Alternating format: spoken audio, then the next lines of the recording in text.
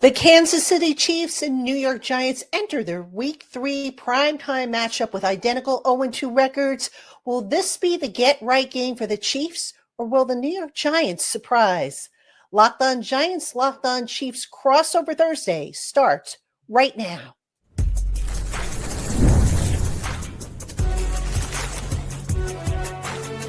You are Locked On NFL Crossover, part of the Locked On Podcast Network. Your team every day. Hello, everybody, and welcome on into a special crossover edition, Locked On Giants, Locked On Chiefs. My name is Patricia Traina, host of Locked On Giants, and I am joined by the dynamic duo Ryan Tracy, Chris Clark of Locked On Chiefs. And we are here with a special crossover edition. And today's episode of Locked On Giants, Locked On Chiefs is brought to you by our friends over at Prize Picks. Download the Prize Picks app today and use the promo code LOCKEDONNFL to get $50 in lineups after you play your first $5 lineup. And gentlemen, we got a lot to cover. We're going to start off with a look at the key storylines, the biggest storylines. Then we're going to swing over to matchups. And then we'll talk about keys in the third segment. So welcome on in, guys. Welcome on in to everybody.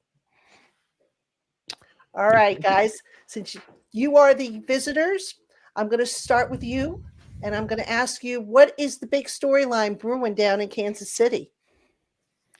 0-2. That's the big storyline. We know it. We feel it. I don't know. I don't know how else you could really look at it. Like, and don't get me wrong. Like, I look at this schedule that the Chiefs have had, and they've had two tough games. You play against the Chargers, who usually play them tough. They should be in contention maybe for the division this year. And then you play the Super Bowl champions week 2. And I understand the thought process of being 0-2. I didn't think that they would be here because I thought that they would play better. And you go back to the Brazil game, they came out flat. They didn't look like they were really wanting to be there and playing a football game. And then you watch the Eagles game, and while the defense took a big step forward, the offense kind of still was back and holding and just kind of holding on. They weren't really doing anything. So to me, that's the big storyline. 0-2, Kansas City cannot afford to get to a point where they dropped 0-3. I have to admit, Ms. Patricia, that is a similar storyline in New York, right? But is there subtext? What's the bigger thing for the Giants? Well, the bigger thing for the Giants is, will they get Andrew Thomas back?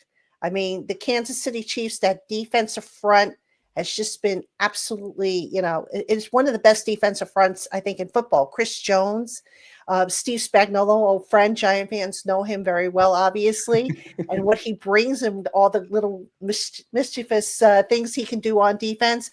So if the Giants are going to get Andrew Thomas back, this would be a great week for that to happen. Now, for Giant fans wondering, Andrew Thomas did practice on Wednesday. He was limited, but head coach Brian Daboll said that he took most of the snaps, which is a positive thing. Now, the key here is going to be, will Andrew Thomas practice again on Thursday and on Friday? And even if he's limited, we will see him on Sunday, I would think. That's going to be a challenge. And I know the Chiefs are trying to sort out some of their early pass rush as well. I think the matchup there is very intriguing. Charles Menu has not been performing as they would like. Obviously, Thomas has a little bit more experience. If they flip it, they move things around. George Karlaftis is a power player. I wouldn't say that he's elite quickness, but just show some get off from time to time. And there's even a possibility of moving Chris Jones outside. So the question mark becomes is, if he's there, is that the best place for the Chiefs to attack? I kind of think so, but how do you feel? On the edges, I think, Jermaine Illuminor has been rock solid. He's been their best offensive lineman. Andrew Thomas, like I said, if he returns, that's going to be a big, boost. Although the kid, Marcus Bowe, who stepped in for James Hudson after that epic meltdown, wasn't too bad. But where I am most concerned when it comes to the Giants versus the Chiefs, that Chiefs defensive front, I'm concerned about the interior. That's where I am. I mean, the interior has been the biggest problem for that offensive line. And, it's interesting because I know Steve Spagnuolo likes to throw a lot of stunts and blitzes, and just disguise things. And at center, we've got John Michael Schmitz, who an intelligent center, but does he have the strength? Does he have the quickness to keep up with that Chiefs defensive front, which is so quick off the snap? Yeah, and I think the thing that's going to be really intriguing for me on that is you mentioned Chris Jones, and he's a phenomenal player, and I do agree that I think that Spagnuolo is going to blitz. But the thing that is going to, I think, work in the Giants' favor to an extent is you have a veteran quarterback that has seen just about everything in Russell Wilson, and so he's going to know where the blitz is coming from. And the one thing that really stood out to me and that really surprised me last week with the Chiefs was blitzing so much Jalen Hurts. I don't think you can get away with that against Russell Wilson because I think Russell Wilson will make you pay for it. When you flip it over, though, and you look at the Chiefs' offensive line, and I have to tell you, I get a little nervous thinking about going against Kayvon Thibodeau and Brian Burns because that pass rush can be formidable, and that is something that the Chiefs have struggled with in the past. Not necessarily as much this year, but what do you see there? Yeah, as far as, the Giants, I did want to throw out a stat while we're on the subject real quick Sure. of pressure and whatnot. According to True Media, the Giants, they've actually handled blitzes and pressures well, all things considered. Only once one of their sacks that they've given up has come via the pressure. So, again, the interior of the offensive line, and John Runyon Jr. is one of the players who's kind of, he's got a back issue. John Michael Schmitz was limited with a toe issue. I'm just worried about the speed. And as far as, the Giants aspect of it, Kayvon, you mentioned Kayvon Thibodeau, he's playing some of his best ball. And, he's not getting a lot of credit. A lot of people, look and they say, oh, Brian Burns is on fire. He's had 3 sacks in the last 2 games. But Kayvon Thibodeau playing some of his best ball this year. It's going to be a lot of fun. I cannot wait for this matchup because, as I said, with the main storyline, Chiefs need to find a way to get a win against the Giants team that is also 0-2. And I watched some of that Giants and Cowboys game. It sure looked like the Giants were going to get a win at the very end of it. Yeah, I thought so too. But, Dak Prescott turns into a magician against the Giants. And guys, let me ask you a question. What's been missing from the Chiefs that they've started off 0-2? What do you think isn't there that was there maybe in past years? When I look at it, I just think it's consistency. Like you look at the play calling, sometimes the play calling gets real conservative. Sometimes it's a little bit more aggressive, but Mahomes still hasn't been consistent being able to hit the different plays that have been called. And it's consistency with the players that they have as well. I mean, you look at Xavier Worthy going out 3 plays into the season, not having him, not having Rashee Rice, not having some of the weapons on offense really, I think, has hurt Kansas City, and they just haven't found a way to adjust at this point. Ryan, you agree? I do, and it's a lack of cohesiveness at this point. We saw an offense that came out ready to roll week 1 in a foreign country. Defense flatter than a pancake. They come out, the defense turns it around in week 2. Offense can't seem to get out of its own way at this point. And it's a tale of not everyone being on the same page, not just in terms of the scheme that they're running on the field, but the intensity level that they bring, the preparation that they bring, and understanding that this is not only a team that has to play 11 guys on a side of the ball, but both sides of the ball and special teams all have to pull together. It feels like it's a younger team than the roster really indicates, but they're still trying to pull it together. All right. Well, when we come back, we are going to take a look at some of the key matchups. We've kind of touched on it a little bit, but we're going to dive a little deeper into the key matchups here on this special crossover edition, Locked On Giants, Locked On Chiefs. Hang out with us, folks. We'll be right back. Today's episode of Crossover Thursday is brought to you by Mazda. Mazda crafts cars for those who do more than simply move. Mazda delivers confidence with every ride, with more IIHS Top Safety Pick Plus awards than anyone else as of August 2025. You can make everyday drives feel like anything but, from smooth handling to intuitive controls. With all-wheel drive standard in every crossover SUV, you can drive with confidence throughout almost any season. Like our players, we sweat every detail because when you make every move count, impossible becomes irrelevant. Mazda, moved and be moved. All right, everybody, welcome back to this crossover edition Locked On Giants, Locked On Chiefs. I'm Patricia Traina of Locked On Giants. They are Ryan Tracy and Chris Clark of Locked On Chiefs. And guys, we touched a little bit on it in the first segment, but let's really dive in here on the matchups. What's going to be the make or break matchup, do you feel, that's going to decide the scheme in favor of the Chiefs? Offensively, I think it comes down to Josh Simmons versus whoever the edge rusher is against him. And it's honestly not even because of the pass rush near as much as it is. He has to show consistency week to week to week, because when you watch Patrick Mahomes play, you watch him get happy feet, you watch him bail out of clean pockets. And until he trusts the protection on his backside, it's going to continue to be an issue. And that's something that as soon as Josh Simmons shows that he can be consistent every single week, and I think he's played well, to be clear. I'm just saying it has to show over a longer period of time than just a couple of weeks. And I think he's getting there. I think Mahomes is starting to trust him. But to me, that's one of the biggest matchups in this game. Ryan, any thoughts? I look at the other side, and I'm always trying to attack the quarterback. For Russ, who I think really got going last week, and two outstanding performances by two of the wide receivers, it comes down to what is a young secondary for the Kansas City Chiefs. Trent McDuffie gets a lot of fanfare, as he deserves, but the rest of the group is still also finding their way to come together. They lost a leader in the back of that secondary in Justin Reed, and now that's being filled by Brian Cook and Jaden Hicks, a second-year player who has a lot of talent. Hasn't seen enough snaps for me to feel super comfortable.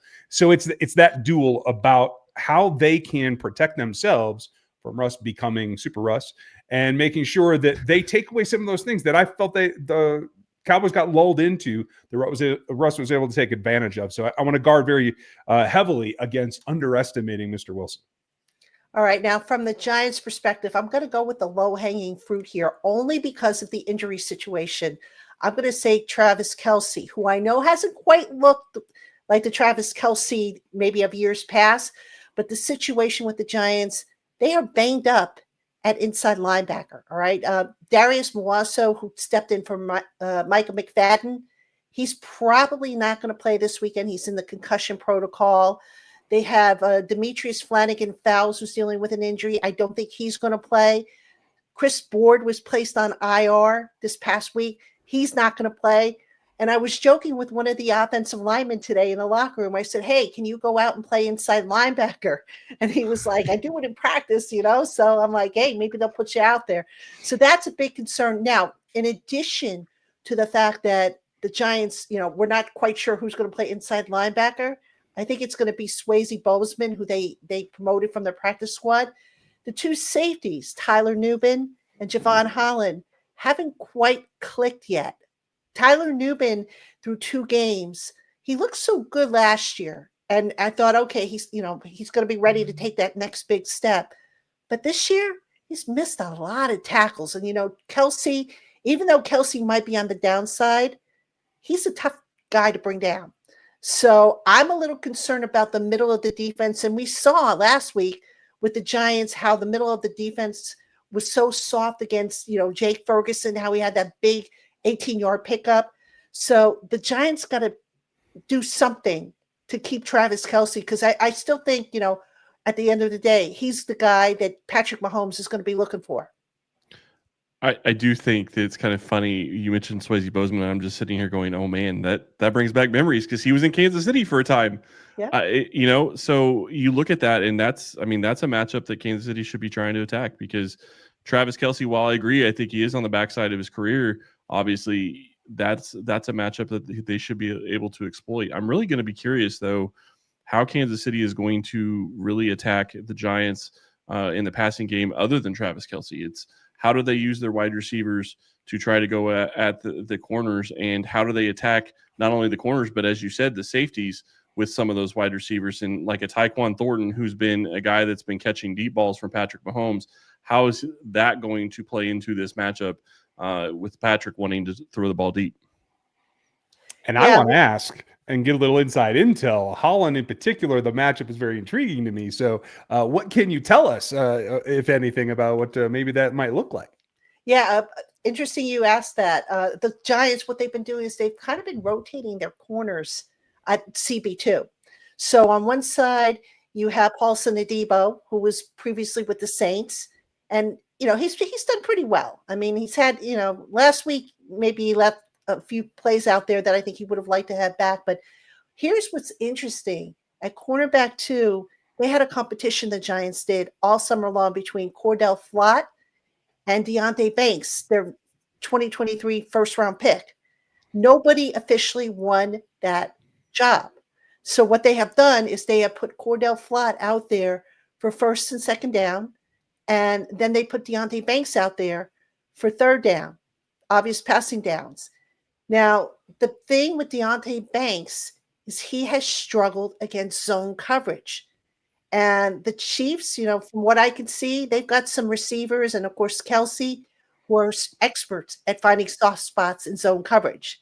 So the Giants are going to have to really tighten things up. And that was actually one of the things head coach Brian Dable talked about. When we spoke to him on Monday, he said, I wish some of the coverages had been a little tighter than what they were, because look, the Cowboys had gobs and gobs of space to exploit, and the Giants, there were guys that were 10 yards off, or they were backpedaling when they should be coming forward. And the Cowboys were able to rack up the yardage as well. I love the sound of that. And it is something that with the backup receiver group that you're going to see from Kansas City, maybe we get a little bit of grace there and keep that competitive. I think right now with the status of Xavier, were they not being fully fleshed out yet, I think it will go right up until at least after practice on Friday, if not into the weekend. He brings a certain level that they want to get involved in the game. I don't know that they're willing to risk it, but that's a significant change in the way that they will choose to attack. And I think you also have to look for, if the backups are primarily the pass catchers outside of Travis Kelce, how does that actually function? And are they able to take the same kind of advantage? But I think a lot of practice against zone is probably what's going on this week. Yeah, for sure. And, one other, matchup I want to talk about, and the Giants have struggled in this area. And I'm not really sure why, because, they've got Dexter Lawrence, who I've been calling all world, but he hasn't quite been playing like all world. The Giants' run defense has been very bad. It was a problem last year. It's a problem this year. And, Dexter today was talking to us in the locker room, and he said, I will be better. I will come ready to play. And, I just wonder, Dexter Lawrence didn't play a whole lot. He didn't play at all, I should say, during the preseason. I wonder if he wasn't quite in playing shape the first 2 weeks. And, you get Dexter Lawrence, who now is at 100%, who's in playing shape. The confidence is there. How much is he going to be able to wreck through the Chiefs' offensive line and just stop the running back and just get pressure on Mahomes? I will say this. I would say that this is probably a get-right game for the Giants' run defense, because Kansas City cannot run the ball. I do think they want to run the ball, but other than Patrick Mahomes, they don't have the ability right now. Their running backs just don't have the speed or the ability to cut and use the outside zone that they used to run. So I do think that this is a game that I think actually the Giants could take advantage of the run defense, because I do think that that's a struggle for Kansas City right now, just trying to run the ball even. It hurts me to say so, but I have to agree with that. Now maybe there's a glimmer of hope every now and then, and if they build upon it, you'll see some maybe a few more double teams than maybe zone blocks that you've seen in the past. I do think that they have a propensity or an ability at least to get in there and run man blocking and actually have some success. It's whether they choose to do it. That's really been the question, not only this season, but the last couple of seasons. Why do you guys think that it's been so hard for Kansas City to run the ball? Is it because of injuries or just how they've been scheming it? This guy 15 takes all the practice reps. They don't get to run the ball much in practice. I don't know what they keep doing. You don't know what they're doing? Do they know what they're doing is the question. Sometimes it doesn't seem like it when they're trying to run the ball. I just really think that the blocking scheme can be okay. It's just the running backs aren't hitting the holes when they need to be, and the vision hasn't been good enough. And there's multiple different scenarios where if you go watch the film, you'll see Pacheco in particular hit the wrong hole or not be patient enough to see the hole open up, and that becomes a problem. And then from the Giants' perspective, one of the problems with the run defense is guys aren't getting off blocks. If you're not getting off blocks, guess what? You're going to have gobs and gobs of space to run if you're the opponent. So that's something, especially up front. The Giants invested so much in the defensive line. And again, it's the same problems we saw last year, which are quite frustrating. And as we all know, if you don't stop the run, then you're in trouble. And the last two games, the Giants gave up way too many, they had too many second and shorts, third and shorts. You want to create those long yardage situations, and the Giants just haven't done a good enough job of that. So maybe they'll get right this week if Dexter Lawrence comes to play and everybody follows suit. But we'll have to see how that plays out. So anyway, when we come back, we're going to talk about the keys to victory for these 0-2 teams. Can the Giants upset the Chiefs? The Giants are 5.5 underdog, I think, according to our friends over at FanDuel. So can the Giants pull it off? We'll talk about those right after that. Today's episode of Crossover Thursday is brought to you in part by 5 Hour Energy. Caffeine just got a flavor upgrade. 5 Hour Energy shots deliver tasty caffeine in 17 bold flavors. Each 2-ounce shot packs the caffeine of a premium 12-ounce cup of coffee. Plus, you get B vitamins and nutrients with 0 sugar and 0 crashes. What I love the most is how portable they are. Big taste, tiny shot.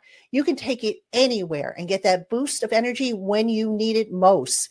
Just think you can get a needed energy boost on the go without having to worry about the added calories that come from sugary drinks. So enough with the boring, flavorless caffeine.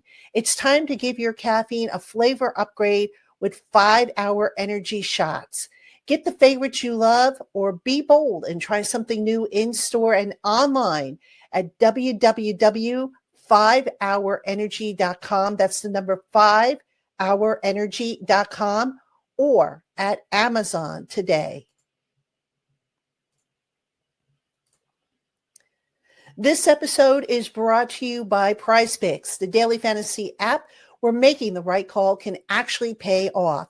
You and I make decisions every day, but on PrizePicks, being right means cashing in. With football back, PrizePicks is the simplest and fastest way to get in on the action. Just pick more or less on 2 to 6 player projections, and you can turn your takes into real prizes, all in less than 60 seconds. Download the PrizePicks app today and use the promo code LOCKEDONNFL to get $50 in lineups after you play your first $5 lineup. That's code LOCKEDONNFL for $50 in lineups after you play your first $5 play. PrizePicks. It's good to be right. All right, everybody, welcome back to Crossover Thursday, Locked On Giants, Locked On Chiefs. We've got Ryan, Tracy, and Chris Clark of Locked On Chiefs. Myself, Patricia Traina from Locked On Giants. And gentlemen, it's time to talk about keys to the game. And I would like to start, if you wouldn't mind, on this one, because it's a big, big problem for the Giants. And it's potentially, I think, could be a get-right situation for the Giants, and that is the red zone production. The Giants are something like 1-7 in the red zone. The Chiefs, I believe, are tied for 20th in the league in their red zone defense. So if we could start there, I mean, from the Giants' perspective, I think the play calling has been part of the problem. They've called way too many wide plays that take forever to develop, which allows the defense to get caught up. But I'd like to hear from you as far as what you think has been the problem with the Chiefs' red zone defense. It's tough, and I think part of it is you go back and you look at who they played. I think the Chargers didn't really get in the red zone a ton. They got in there enough to score points, but then you go up against the Eagles, and the Eagles have the tush push, and it's really hard to look at that scenario and just feel like the Chiefs are going to stop that. I mean, most NFL teams are not going to stop the tush push when they get in the red zone and it's a close situation. So I do think it's partially who they've played, but the Chiefs defense also didn't play well the first week of the season. And when your defense is out of sorts and when you lose contain on a play where it's obvious you have to be able to contain the quarterback and you're just not hitting your fits right, that is what causes you issues, especially in the red zone where you talk about running things outside, but if you talk about running things inside, it's the angles that get you to the red zone or the end zone the quickest, and that's what causes issues. You don't hit your spot right, you don't hit your hole that you're supposed to be defending, and it turns into a big play. That happened against Saquon Barkley and the Eagles as well. It is tough when you are a team that is built to defend the pass rather than the run, and you happen to get the Chargers and Eagles in back-to-back weeks. Now, I'm not saying that it's misrepresenting what they're capable of, but it's certainly week one. The lack of preparation showed its face, and now I think they see this as a get-right game, particularly between the tackles. To be able to attack that line of scrimmage, I think they're going to try to put that into play, but again, they are susceptible to some play action. We've seen a couple of bigger chunk plays come from that type of maneuver. So it is still questionable and a gelling defense in terms of what happens down low. Now, the opposite, unfortunately, is true as well. The one turnover that has cost them a ball game came when the offense was in the red zone as well. And of all things, to Mahomes, to Kelce, turns into a game-changing play. As long as they can avoid that, I think the opposite will be able to hold true and they'll be able to put up points. They have to make sure that they hold the ball. And one of the things that I'm always interested in and what I want to know from you is how much is the key for limiting Russell? Is he now feel like he's back? Is there something that they need to do in order to take some of that away so that he in particular, but even if they bring in Dart, who I have a whole different theory on, in the red zone in particular, is there something that they can do to cause extra frustration or confusion for Wilson himself? Yeah, I think that the number one thing, and we kind of saw it last week in overtime on that interception, that backbreaking interception, create congestion. Russell Wilson's what, 5'10"? I think that's what he's listed.